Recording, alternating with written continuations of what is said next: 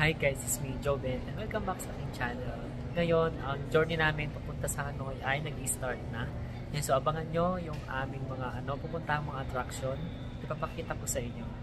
I-start boarding na. Ayan. Manila to Hanoi. Punta na kami sa aming aircraft. Dami rin pasahero papuntang Vietnam. Yan yung sasakyan namin. Nanglayo pa pala. Ayan o. Dito kami dadaan. Tapos yung sasakyan naming eroplano.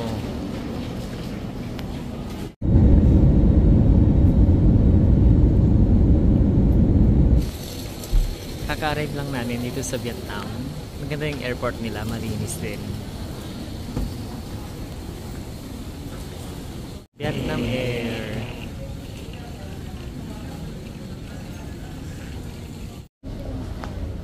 Kagagaling lang namin sa immigration.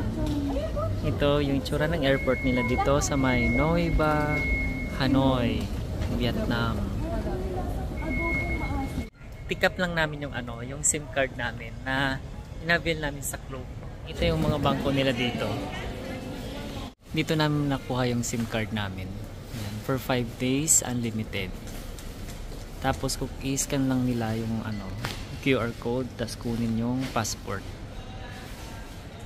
Nakapag-withdraw na kami. Ayan, so yung withdraw ko ay 2 million. Yung balance ko pa ay 4,500,000 something. Ayan, Vietnam dong. Nandito na yung pangalan ko. Ayan, yung driver. Nag-aantay na pala 10 minutes ago.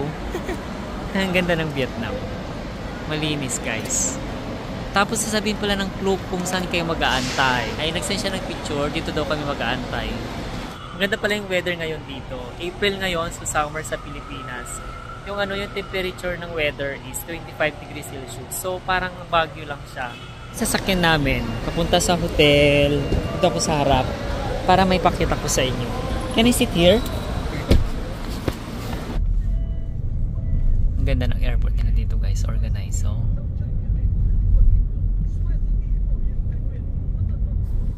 maganda yung daanan nila dito sa Vietnam. Napakalawak, tapos malinis din. Pansin ko pala dito, yung sa intersection na daanan, wala silang stoplight. Tuloy-tuloy lang siya. At nabidyohan ko itong arko nila dito, Hanoi, the City of Peace. At na-amaze din ako dito sa nadaanan namin bridge. Siguro ito rin yung isa sa pinupuntahan dito sa may Hanoi, Vietnam. Ang ganda nitong bridge na to. May nadaanan din pala kaming pet boarding. Nandito na kami sa hotel namin. Puntahan muna namin, tapos papakita ko sa inyo. Ayan dito, punta raw kami dito. Ayan ito yung parang dito. Tsura niya. Travel agency. Dito daw tayo.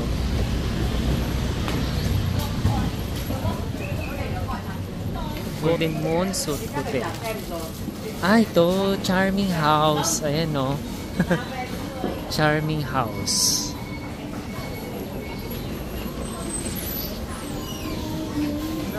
Ayan, Oo. Ayan. Dito na kami. Tanungin natin kung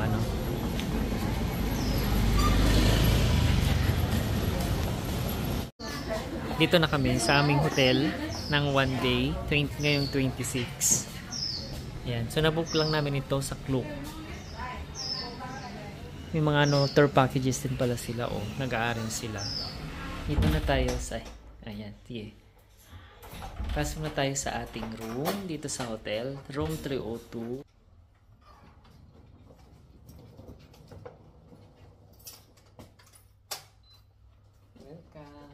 Check-in lang namin dito sa aming hotel. Dito sa Hanoi Charming House. Yung hotel pala namin ay dito mismo sa syudad ng Hanoi. Dito sa pinakasentro niya. Nag-early check-in pala kami dito sa aming hotel. At walang extra charge siya. Ayan. So, mabait yung yung assist sa amin pala. Ayan. So, 10:31 pa lang ay pinag-check-in na kami. Which is yung check-in time namin is 2 o'clock in the afternoon pa. I-room tour ko kayo dito sa aming na-avail na room dito sa may Hanoi, Vietnam. Ito sa may Charming House Hotel. Ayan Okay, so ito, mag-start tayo dito. Upon entering, dito mayroon siyang dressing table. Yan, meron din siyang lampshade. Yung susi pala dito nilalagay, pag idinak mo, automatic, pag nakaswitch itong mga to, mag-on yung mga ilaw. Yan. So, itong nabook namin ay twin sharing. Mura lang siya ito, pag mga ganitong setup. Mamaya sabihin ko kung magkano. No, each bed, meron siyang side table. Meron din siyang dressing chair. Oh, yan, diba? May electric fan just in case nasira yung aircon. Yung aircon, malamig. Ayan, so malamig. Sobrang malamig dito sa kwarto namin. Meron din kaming television. And dito sa wall is meron siyang wallpaper. Ganda yung wallpaper niya. Oh. Tapos tong floor ay vinyl. Of course, syempre may foam. Yan. Blanket and pillow. Dito, meron din sa side table. Dito sa isang bed. At meron kami ditong cabinet. Diyan ko nilagay yung bag ko. Hinangar ko yung ko kasi para matanggal yung kusot niya. Meron din silang pa-sleeper dito. Meron din palang initan ng tubig, tapos 2 baso, at saka ito, blower. Ito naman, binili namin pang breakfast namin mamaya. Tapos yung tira namin kanina, tinake out na lang. Ayan pang breakfast. Etong presyo ng pala nito, mineral water, 20,000 dong. Pag convert natin siya sa Philippine peso, 43 pesos. Ayan. Ano na siya? 1.5 liter. Bago ko pa sila pang CR namin, sabihin ko na yung presyo. 1 night lang kami dito sa may Hanoi Charming House. Ito yung address niya. Yan.